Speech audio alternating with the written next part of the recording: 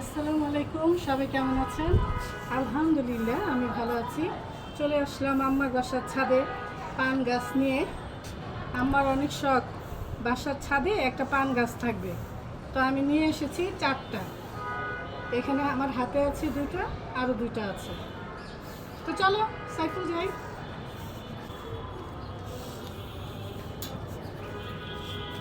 পান গাছ থাকলে অনেক সুবিধা। হ্যাঁ, বাজারে যেতে হবে না, ছাদে আসবে সাইফুল আর পান নিয়ে দিবে নাকি ওর নানিকে। হ্যাঁ। এই তো এখানে সবগুলো পান গাছ, এখন মাটিটা রেডি করেই লাগিয়ে দিব। পান গাছ লাগানোর জন্য সাইফুল আমাকে হেল্প করছে। এই মাটিগুলো আমি এখানে বালতিতে রেখে দিয়েছিলাম। এই মাটি দিয়েই আজকে পান গাছ লাগানো হবে। এই ছোট ছোট এগুলোতে না দিয়ে একসাথে এখানে বসিয়ে দিলাম, আর এই যে বাঁশ দিয়ে দিয়েছি, এখানে বেয়ে উঠে যাবে। আর মনে হচ্ছে বৃষ্টি হবে না সাইফুল? প্রচুর বাতাস শুরু হয়েছে। দেখো আকাশটা কেমন কালো হয়ে গেছে, দেখো আকাশটা কেমন কালো হয়ে গেছে। হ্যাঁ, এখন চলে যাব পান গাছটা লাগানোর জন্য। অ্যাকচুয়ালি আজকে ছাদে এসেছি। আর দেখেন এই যে ডাটা শাক রিভিউ দিয়ে সবসময় কত বড় হয়েছে। এটা কিন্তু আমরা লাগাই নাই, এমনিতেই হয়েছে। আর দেখেন কি পুষ্ট হয়েছে ডাটা শাকটা আসলে।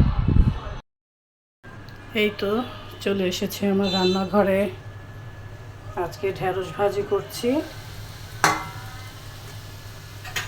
আর এক পাশে ভাত বসিয়ে দিয়েছি।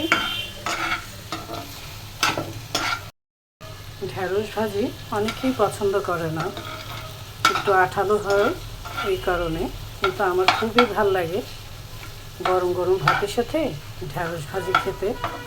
আপনাদের ভাইয়াও খুব পছন্দ করে। ঢেঁড়স ভাজিটা হয়ে গেছে, এখন আমি উঠিয়ে নিব, একটা বাটিতে ঢেলে দিই।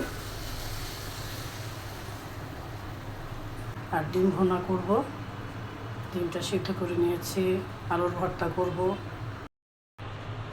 তেল দিয়ে দিচ্ছি। এখানে একটু তেলের মধ্যে হলুদ দিয়ে দিব আমি, আর একটু লবণ দিয়ে দিব।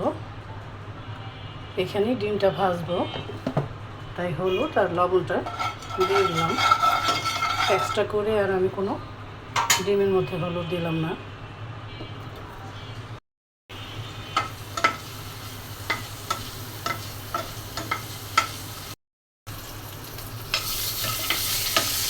ডিমটা ভেজে নিলাম, এখন উঠিয়ে নিচ্ছি।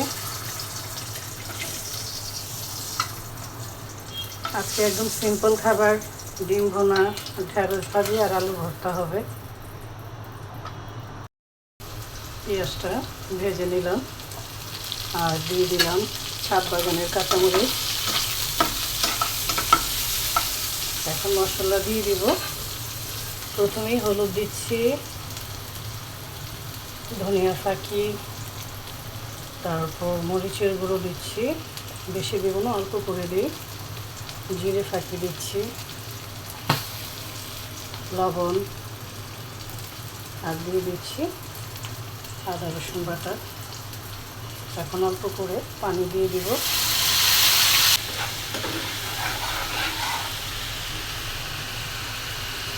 মশলাটা কষানো হলে আমি ডিমটা দিয়ে দিব। ডিম ভুনা কে কে পছন্দ করেন? আমাদের ঘরে আমরা 3 জনই পছন্দ করি। আমার কাছে তো খুবই ভালো লাগে।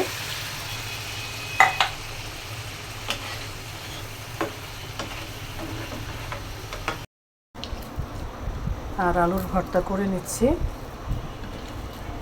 আলুর ভর্তা আমার খুবই ফেভারিট সব ভর্তার মধ্যে। ঘরে কিছু না থাকলে শুধু আলু থাকলেই হয়। আলুটা ভর্তা করে গরম গরম ভাতের সাথে খেতে কিন্তু দারুণ লাগে। কে আলুর ভর্তা পছন্দ করেন অবশ্যই কমেন্টসে জানাবেন। ডিম ভুনাটাও হয়ে গেল,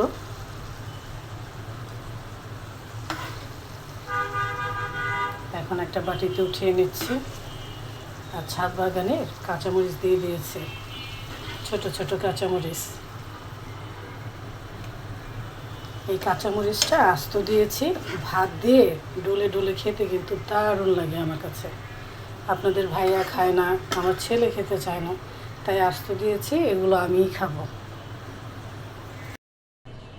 এই তো হয়ে গেল ঢেঁড়স ভাজি, ডিম ভুনা, আলুর ভর্তা। গরম গরম ভাতের সাথে খেতে কিন্তু দারুণ লাগবে। সবাই ভালো থাকবেন, সুস্থ থাকবেন, আর ছাদ বাগানে বেশি বেশি গাছ লাগাবেন। আজকে তবে আসি, আবারও দেখা হবে। আল্লাহ হাফেজ।